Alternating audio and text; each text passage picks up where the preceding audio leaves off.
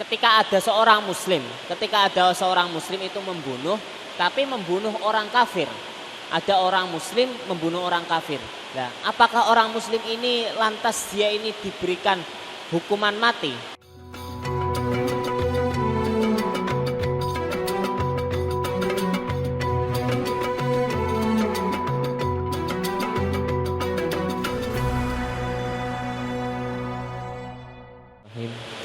Assalamualaikum warahmatullahi wabarakatuh.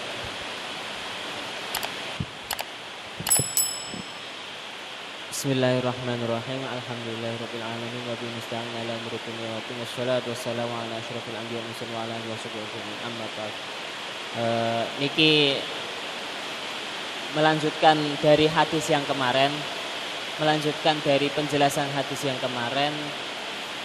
Al-hadisur rabi' asyara, hadis yang ke-14. Hadis yang ke-14. An Ibni Mas'ud radhiyallahu anhu qala Rasulullah sallallahu alaihi wasallam la yahillu damu mri'in muslimin illa bi ihda thalasin. As-sayyibu az-zani wan nafsu bin nafsi wat tariku li dinihi al-mufariqu lil jamaah. Rawahul Bukhari wa Muslim. Hadis yang ke-14, yang mana hadis ini diriwayatkan oleh sahabat Ibni Abdul Mas'ud. Kanjeng Nabi dawuh, la yahillu damu mri'in muslimin illa bi ihda thalasin. Darahnya seorang orang yang muslim, darahnya itu tidak halal. Orang muslim darahnya itu tidak halal kecuali atas 3 perkara. Maksudnya tidak halal itu bagaimana? Yaitu adalah tidak halal untuk dibunuh atau tidak halal untuk dilukai. Yang pertama adalah as-sayyibu az-zani. Yang pertama adalah as-sayyibu az-zani, yaitu adalah seorang yang telah pernah menikah, seseorang yang pernah menikah dan ia melakukan perbuatan hal buruk berupa zina. Orang tersebut nanti akan mendapatkan hukuman berupa dibunuh, dirajam. Tetapi yang dimaksud dengan as-sayyib di sini, orang yang pernah berzina di sini itu adalah orang yang dengan konteks dia itu telah menikah, dia itu pernah menikah, tidak sembarangan atau tidak umum. Ada seorang pemuda belum pernah menikah, dia itu berzina, lah dia langsung dijatuhi hukuman mati. Tidak seperti itu. Tetapi hukuman untuk dibunuh itu ketika orang tersebut dia pernah menikah. Terus wan nafsu bin nafsi. Kemudian membunuh, yang kedua adalah membunuh dibalas dengan dibunuh. Yaitu ada orang pernah membunuh seseorang. Lah, orang yang pernah membunuh ini dia itu akan mendapatkan hukuman berupa sama, dia itu akan dibunuh kembali. Nah, tetapi dengan syarat bisyartil mukafaah, diperbolehkannya untuk membunuh kembali. Seorang pembunuh ini dikenakan hukuman mati itu ada syaratnya. Yang pertama adalah syarat mukafaah atau setara, ada syarat mukafaah. Fala yuqtalu al muslim bil kafir. Maka ketika ada seorang muslim itu membunuh, tapi membunuh orang kafir. Ada orang muslim membunuh orang kafir. Nah, apakah orang muslim ini lantas dia ini diberikan hukuman mati? Tidak, karena apa? Hal tersebut tidak memenuhi kriteria, tidak memenuhi syarat, yang mana berupa syarat mukafaah. Wala al hurru bil abdi.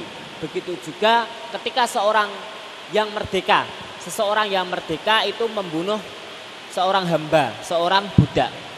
Nah, apakah seorang yang merdeka ini akan dikenakan hukuman mati ketika dia itu pernah membunuh seorang budak? Nah, sahabatnya juga sama, tidak. Itu karena hal tersebut tidak mukafaah, tidak sebanding. Hal tersebut tidak sebanding. Seorang muslim itu tidak sebanding dengan orang kafir. Dan seorang yang merdeka juga tidak sebanding dengan orang yang budak. Nah, tetapi hal tersebut itu indas Syafi'i, menurut kaulnya Imam Syafi'i, bukan menurut Imam Abi Hanifah. Dan yang ketiga adalah wattariku lidinihi al-mufariqu lil jamaah. Yang ketiga adalah orang yang meninggalkan agamanya.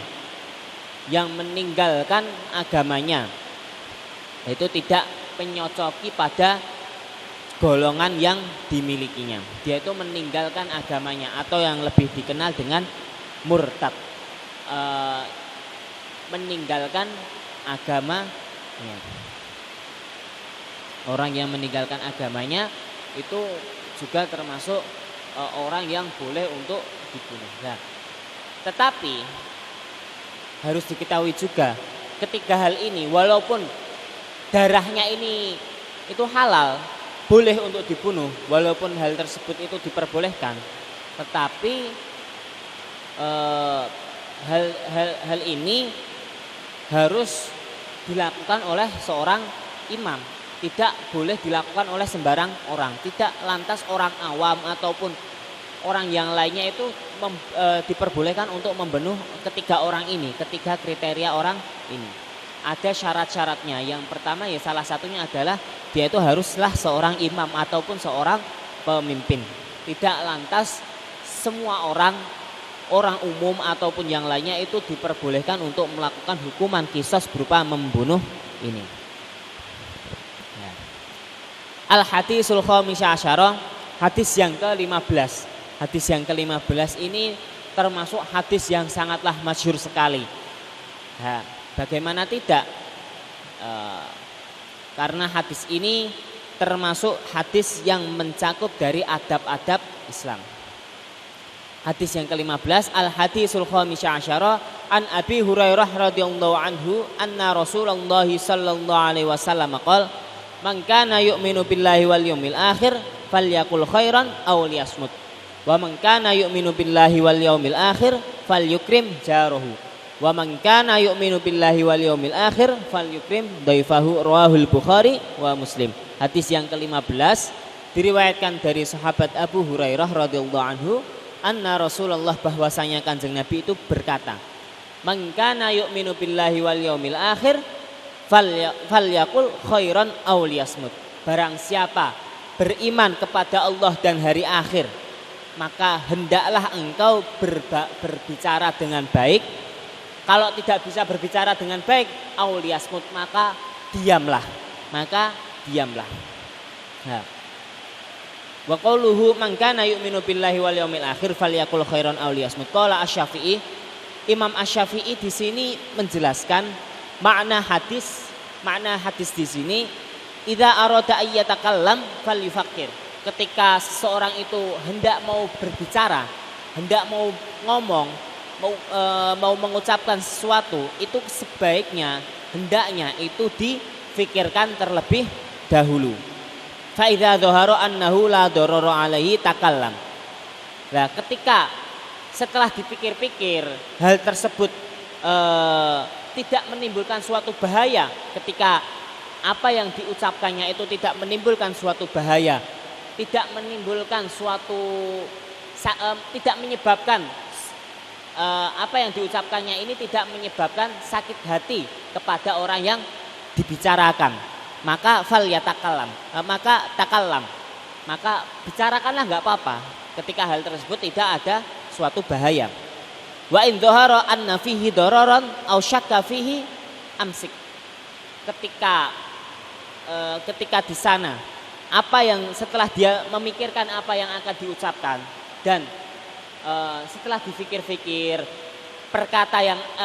suatu perkataan yang akan diucapkan itu akan menimbulkan suatu doror, menimbulkan suatu bahaya, menyebabkan adza ataupun sakit hati kepada orang yang akan dibicarakan, au syakka fihi, ataupun dia itu masih ragu, ini sing tak omong kayak iki yang aku bicarakan, yang akan aku bicarakan ini akan menimbulkan suatu sakit hati atau tidak.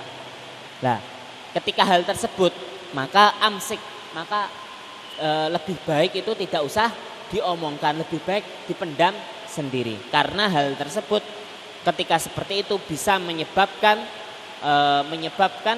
sakit hati orang lain. Nah, tapi anehnya zaman sekarang orang-orang itu kalau ngomong, kalau berbicara itu dia itu tidak pernah memikirkan apa yang dibicarakan. Dia itu tidak pernah memikirkan apa yang dibicarakan. Dia itu asal ngomong saja. Yang penting dia itu happy, dia itu senang. Ya udah, dia itu nggak berpikir hal tersebut itu bisa melukai hati orang yang dibicarakan apa tidak. Yang penting dia itu senang. Nah, anehnya orang zaman sekarang itu seperti itu. Nah, sebaiknya sebisa mungkin kita untuk lebih juga memikirkan apa yang ada pada hati seseorang. Nah, hal tersebut itu bisa menjadikan sakit hati seseorang ataupun tidak. Wa naqala an Abil Qasim Al-Qushairi rahimallahu taala annahu qala as-sukutu fi waqtihi sifatur rijal kama anna nutqa fi maudhihi min asyrafil khisal. Nah, dikatakan pula menurut Syekh Abil Qasim Al-Qushairi bahwasanya diam pada waktunya, maksudnya diam pada tempatnya dan berbicara pada tempatnya itu juga termasuk dari min asyrafil khisal, termasuk dari budi pakerti yang mulia. Menjadi ciri-ciri orang yang berbudi pakerti yang mulia salah satunya dia itu bisa diam pada tempatnya. Ketika memang itu tempat untuk diam, dia itu diam. Ketika untuk waktunya untuk berbicara, dia itu berbicara. Jadi tidak waktunya untuk diam, harusnya dia itu mendengarkan, dia malah berbicara ataupun sebaliknya. Karena hal tersebut min asyrafil khisal, termasuk dari budi pakerti yang mulia. Waruya annahu, dan juga diriwayatkan dari Kanjeng Nabi min fikhir rajuli qillatu kalamihi fi ma la ya'ni, dan termasuk dari ciri ataupun tanda orang tersebut adalah orang yang pandai, orang yang cerdas, yaitu adalah qillatu kalamihi, dia itu sedikit berbicara. Dalam hal berbicara dia itu sedikit. Tapi berbicara sedikit dalam hal apa? Fi ma la ya'ni, dia itu sedikit berbicara dalam perkara yang tidak berguna. Dia itu sedikit berbicara dalam hal yang tidak berguna. Nah, artinya ketika yang diomongkan itu adalah sesuatu yang berfaedah saja, seperti dia itu berbicara ketika berzikir, berbicara ketika menyebut nama Allah, bersolawat dan yang lainnya, ataupun perkataan-perkataan baik yang lainnya. Nah.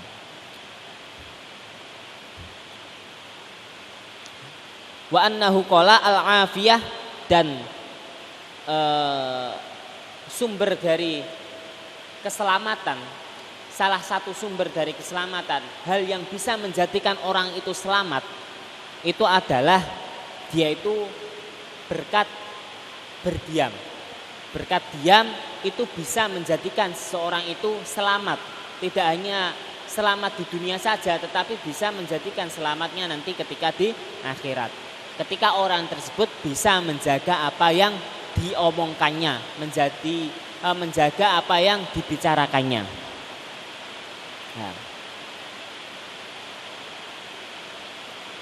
Wa man kana yu'minu billahi fal yaumil akhir falyukrim jarahu, dan barang siapa beriman kepada Allah dan hari akhir, hendaknya falyukrim jarahu, yaitu memuliakan seorang tetangga, memuliakan tetangganya. Dan hadis ini anjuran, perintah untuk memuliakan seorang tetangga, ini dalam qala al-Qadiyat, menurut Imam al-Qadiyat, makna hadis dari makna suatu hadis di sini annaman iltazama syara'il Islam lazimahu ikramat dhaif wal jar. Orang yang telah mengerjakan syariat-syariat Islam, sudah melakukan syariat-syariat Islam, dia itu hendaknya, sebaiknya wajib bagi dirinya untuk memuliakan tamu. Tidak hanya tamu, tapi juga harus memuliakan seorang tetangga. Waqat qala, sampai Kanjeng Nabi itu dawuh mazala Jibril yusini bil jari hatta dhanantu annahu sayurasuhu. Sampai Kanjeng Nabi itu dawuh bahwasanya tidak henti-hentinya malaikat Jibril itu mewasiatkan kepadaku. Malaikat Jibril itu datang kepada Kanjeng Nabi, berwasiat kepada Kanjeng Nabi dengan wasiatnya yang mana wasiat tersebut dikira sama Kanjeng Nabi, disangka sama Kanjeng Nabi, wasiat itu adalah sesuatu yang harus diwariskan. Apa wasiatnya malaikat Jibril kepada Kanjeng Nabi? Yaitu adalah man adza jarahu malakahu Allahu dzarahu. Nah, orang yang menyakiti hati seorang tetangga, maka Allah itu akan menjadikan rumah atau tempat tinggalnya itu akan diberikan kepada tetangganya. Jadi jangan sampai melukai hati seorang tetangga. Apalagi dalam bermasyarakat.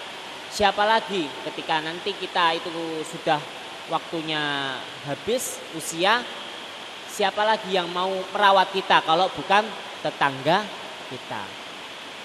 Tidak hanya tetangga kita, masa mau mengandalkan teman yang sangat jauh? Tidak mungkin. Ketika orang itu sudah meninggal, ya pasti yang paling dibutuhkan adalah seorang tetangga, yang mana dia itu harus merawat dirinya. Terus yang terakhir, wa man kana yu'minu billahi wal yaumil akhir falyukrim dhaifah.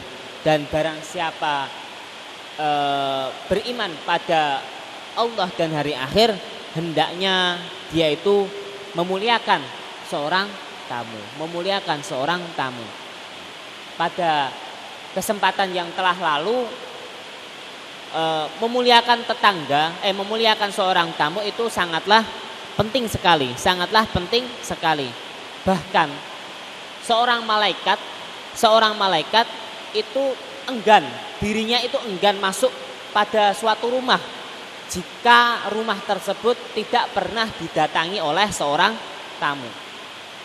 Malaikat itu akan enggan mendatangi rumah seseorang jika rumah seseorang itu tidak pernah didatangi oleh seorang tamu.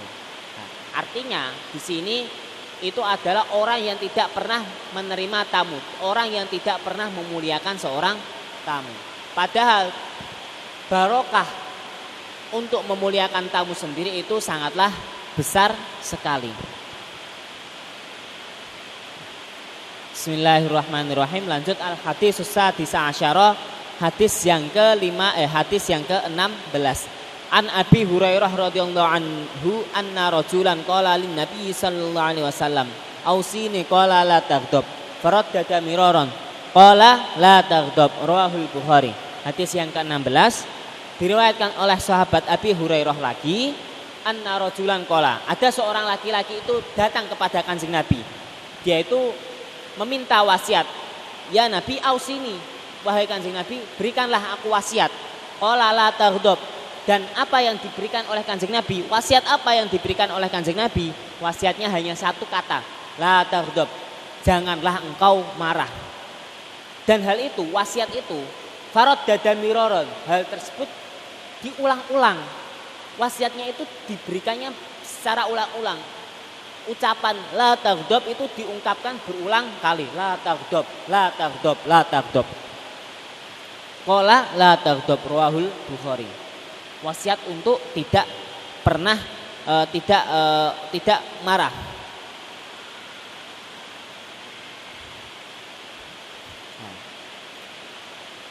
Wa jaa rajulun ila Nabi sallallahu alaihi wasallam faqala ya Rasulullah allamani ilman yuqarribuni minal jannah wa yubaiduni minan nar. Ini juga pada suatu riwayat hadis yang lain. Ada seorang laki-laki datang kepada Kanjeng Nabi, dia itu meminta suatu amalan, amalan yang mana dengan amalan tersebut bisa mendekatkan dirinya kepada Allah, mendekatkan dirinya untuk bisa masuk surga dan menjauhkan dirinya pada neraka. Apa? Apa yang harus dikerjakan oleh orang laki-laki tersebut? Dawuhnya Kanjeng Nabi, la taghdab, janganlah kamu marah, karena dengan tidak marah walakal jannah, engkau akan mendapatkan surga. La taghdab walakal jannah. Nah, wa qala sallallahu alaihi wasallam innal ghadab minasyaiton wa inna syaiton khuliqa minan nar wa inna ma yudfi'u an-nar al-ma' fa idza ghadaba ahadukum falyatawaddo. Nah, ketika seseorang tersebut marah, annal ghadab minasyaiton, sesungguhnya marah itu termasuk marah itu datangnya dari setan. Ketika orang itu marah, berarti itu dia itu sedang digoda setan. Nah, wa anna syaiton khuliqa min nar, dan setan sendiri itu diciptakan dari api neraka. Setan itu diciptakan dari api neraka. Dan bagaimana cara menghilangkan marah? Wa inna ma yudfi'u an-nar al-ma. Nah, cara memadamkan api itu dengan cara disiram menggunakan air. Nah, cara memadamkan marah ketika seseorang itu sedang marah, maka fal yatawaddo, dengan cara dipadamkan menggunakan berwudu. Ketika orang itu marah, sebaiknya itu berwudu. Nah, karena seseorang itu ketika marah itu seperti halnya dia itu sedang digoda setan. Karena setan itu bisa padam, setan kan diciptakan dari air. Nah, ciptakan dari api. Lah api itu bisa padam ketika disiram menggunakan air. Nah, ketika marah hendaknya itu dipadamkan menggunakan wudu. Dan menurut salah satu rawi juga, laisa syadid bisur'ah, innamas syadid alladzi yamliku nafsahu 'indal ghadab. Orang yang kuat, orang yang hebat itu bukanlah orang yang pandai bertarung, pandai berkelahi. Orang yang pandai berkelahi itu bukanlah orang yang dianggap kuat, padahal jago gelut ning di. Tetapi innamasyadid alladzi yamliku nafsahu indal ghadab. Tetapi orang yang kuat itu adalah orang yang mana dia itu bisa menguasai dirinya ketika seseorang tersebut dalam keadaan marah. Ketika orang tersebut dalam keadaan marah, dia bisa menguasai dirinya. Orang tersebut dianggaplah orang yang kuat menurut Kanjeng Nabi. Nah, la taghdab walakal jannah. Jadi apalagi di bulan suci Ramadan ini sebaiknya menahan diri dari marah. Karena apa? Balasannya yaitu adalah surga. Mungkin niki sedikit kurang lebihnya mohon maaf. Apa yang bisa saya sampaikan hanya segini, kurang lebihnya mohon maaf. Wassalamualaikum warahmatullahi wabarakatuh.